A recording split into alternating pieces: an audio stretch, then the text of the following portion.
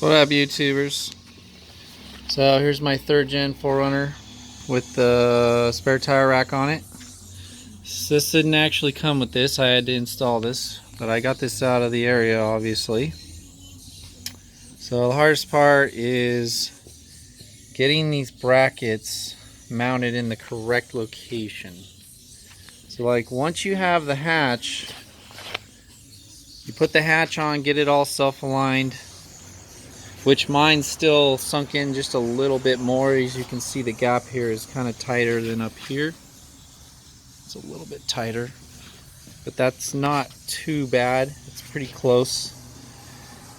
The striker on mine's kind of weird on it, so I need to pull it out more, but that helps in the initial mounting of this thing, mainly because that's adjustable. So when you have this on there, you can fine-tune it. But what I did is I left mine somewhat centered. I replaced the bolts because when you get these things, they're pretty rusty. I still need to powder coat this, but I'm still in the process of just painting the hatch too as well. But yeah, it's a little rusted. There was a mirror on here, but the guy, when I bought it, he took the mirror off. But this mirror also allows it to where when you have this in there, it lets you see right here. So if you guys get one, get it with that mirror, because that mirror is like a must-have. Because this mirror, it works pretty good, but that mirror still is, you have to go really slow because you can only see so far. And with a hitch on, that mirror works pretty good, but with this spare, it's so much better because you can see right before you hit something. But anyway, so what I had them do is they cut the actual 4Runner apart. It was a blue one like this. I have the piece right here. Here's part of the piece. So this is the original lower piece right here that goes like this. So there's your piece. And this, and I also have this piece up here. These were key items to drilling the holes where they need to be. Like made it extremely possible, because the way this thing sits, it has the indentation here. Now see how that's different on this? They actually hammered it in and flattened it. So that's the part that makes it kind of scary.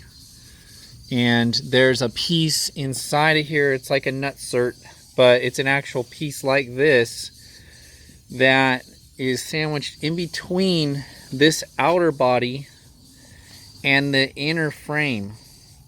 Now if you don't add that piece, it's not strong enough to withstand the actual extra weight of this thing, and it could bend the body. But if you reinforce it, I'm sure there's a way you could make it happen.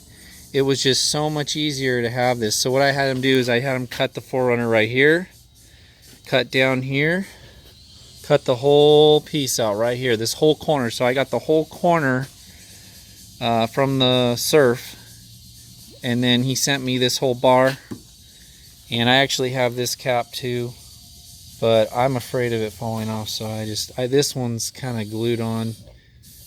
But those caps, you know, they broke the caps. They don't care, they just take them off, part it out. So those are the two main things you need. Now what I did is once I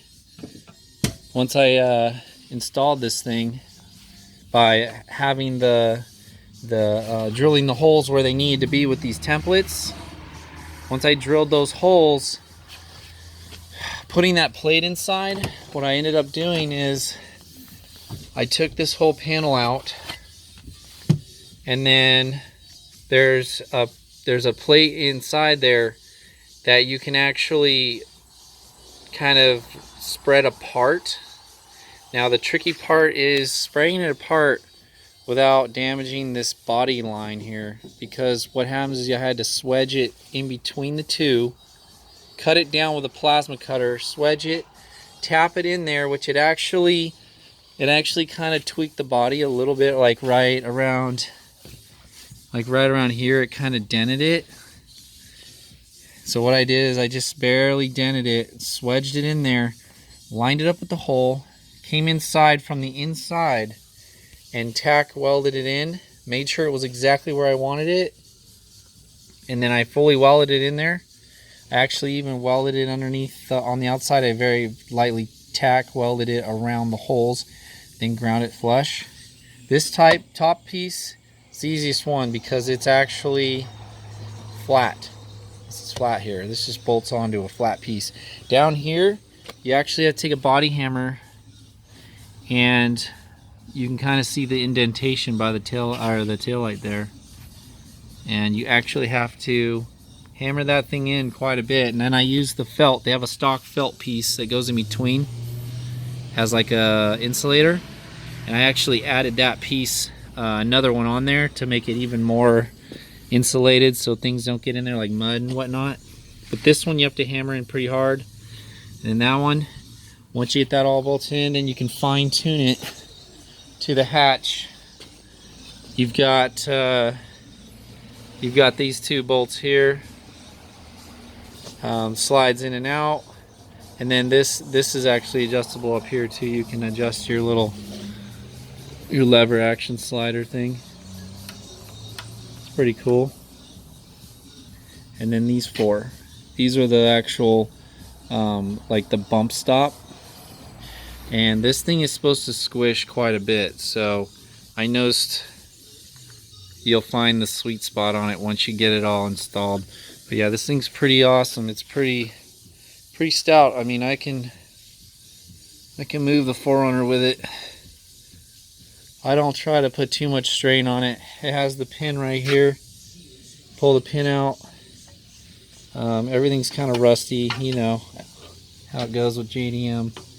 Put the pin in there. Works great for hills. Keeps it from coming back at you. Cool part about this hatch too that I like, you have to do a little custom wiring. It's not a plug and play, but it has this little button right here. It's like a door button, and on the JDM one it has a little indicator on the instrument cluster that says that your tire is not latched all the way, because it'll do a first latch. But you'll notice it when you drive it, because you'll hear it. You'll hear it make noise. So you hit a little harder and it latches it nice and tight. But that will indicate whether or not the tire is latched.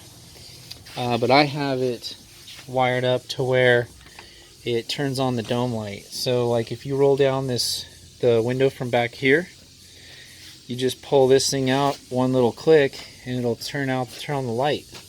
That way you can just see what you're doing back there if you're just going to roll down the window, because it doesn't normally just turn on that light, and you have to reach up there, turn it on, and then don't forget that you leave it on, and you know, stuff like that. But the only other thing I noticed with this thing too is when I put the stock rim on here with a bigger tire, the tire hits because the offset is not correct for that rim.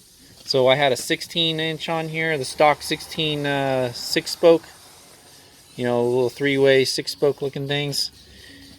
And I have a wider tire on it, and that thing didn't even work. So that's just a heads up. You'd have to put a spacer on here. But it's got 3 bolts. These are the 10-inch wide wheels, but 17 by 10. These are the tires I'm going to hopefully run eventually. Right now I'm just running some like cheaper, just, I think they're 31s, 31 and a half, like they're not quite 32. But I got them really cheap. So those fit too though. They're a 17 by 9.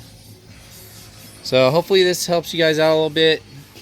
You'll see what I'm talking about in between the metal there, that you got to swedge fit that piece. But the only way to really do it is to have them cut that whole corner off. So if you can have them cut that whole corner with the holes and use a plasma cutter and cut it apart and actually drill the spot welds and then wedge fit that, you'll see what I'm talking about.